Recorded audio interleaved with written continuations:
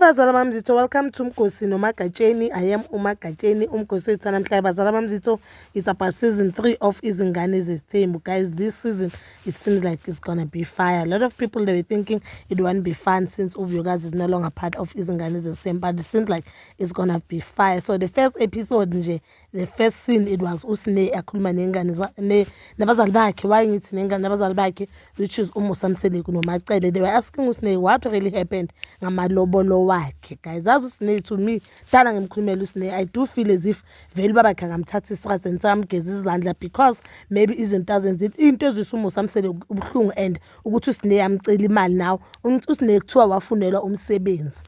uSne kule msebenzi nokuthi hayi emsebenzini wayenza idala zakhe zokubaleka. Yazi uSne, guys, mhlawumbe udinga usizo la ngempela, yazi mhlawumbe udinga usiko or udinga something, but udinga usizo ngempela, because she is not acting like umuntu oku-age yakhe. She is not acting like umuntu umama onengane eziwu-2. So uSne uthe makabambuza ukuthi why ahlale abaleka. uMacele ask only one question, and this is not the first time Macele asking this, ukuthi Sne, why mina njalo mangikudinga wena ungabi khona? Because uSne, the reason usahlala nabazali bakhe ukuthi abonge uMacele ukuthi umgadela ungane yakhe. We know that uthando uhlala noMacele. uSne uke washo ukuthi the time a pregnant or the time aqeda ukuthola uthando, ubaba wakhe bekathe uSne ahambe nothando. uMusa Mseleku, guys, ukuzobandlulula ingane zakhe uyabandlulula, but uzobuya kuleyo. So uthi uMusa bakangamfundi lapha endlini, angazi makazocosha uSne uthi uSne ayephi, knowing so well ukuthi umama Sne washona wangcwatshwa. So makamcosha angazi ukuthi uSne bekathi uSne ayephi, or bekamcosha because uSne sakaphrekeke isikole. But funny enough, uMpumelelo nengane ezi-3, uMpumelelo uhlale uyamphendula ngomlomo, uyambona nje ukuthi yena uyingane kaMpumelelo, uMpumelelo ubabakhe, but akakaze even a single day yacosha uMpumelelo. Unengane eziwu-3 uMpumelelo ezimhlulayo, angazi ama-girlfriend uMpumelelo aba-introduce lapha endlini ayingakhi, because thina since sikuqale uthando lesithembu and ingane zesithembu, we know 3 girlfriends. Now sizothola wesi-4 uyavela lapho. I don't know kuye yinto enjani, futhi not 3, 4. It's uNompumelelo, uVuyokazi, uTirelo, uMacele. Oh yes, lo uzoba wesi-5.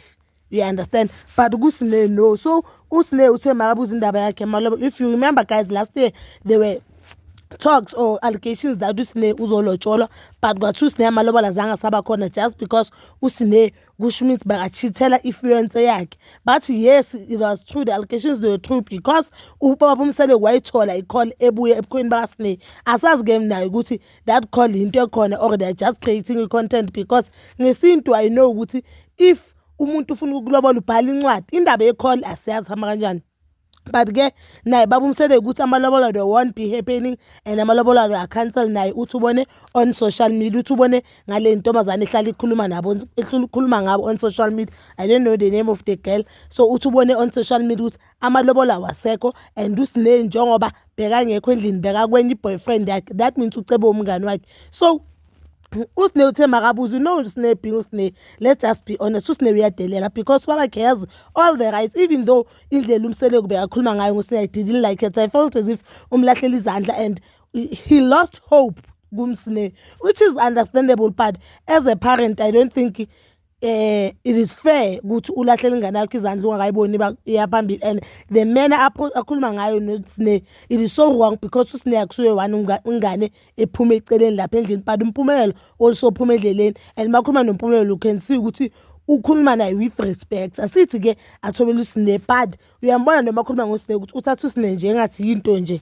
Yazi guys, ungabi nomzali, because if uSne bakanomama yakhe phela mhlambe ngabe ungcono. So uSne bathe masakhuluma naye lapho abafuna ama-answer, wasukuma wahamba. uSne uyadelela, guys, let's just be honest. uSne uyadelela, and uSne athadelela i-age yakhe nezenzo zakhe azambelana. I think isikhathi sokuthi age kaSne ikhusa uSne, i-age kaSne nezenzo zakaSne azambelana. Just imagine ukuthi uSne azange emngcwabeni kagogo. Ugogo ngiyacabanga bakhuluma ngomama kaMacele. uSne lo umntana wakhe ehlala noMacele. I understand ukuthi uSne unabo wrong abaningi kanjani, but bazala bamzitho, I know that uSne has a lot of following and a lot of people they do understand uSne. Please comment down below your thoughts, and please don't forget to like, subscribe, share, and hit that notification button. Nginithanda ukuya nokubuya.